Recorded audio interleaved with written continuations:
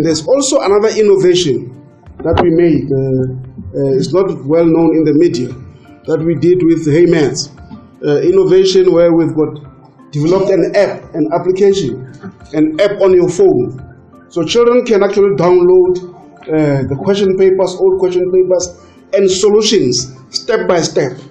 So some of the kids who are industrious over these holidays, when we were actually celebrating New Year and singing in the streets, I told them, just take every day of your time, just 30 minutes to an hour, just to look at your maths, just to look at your English.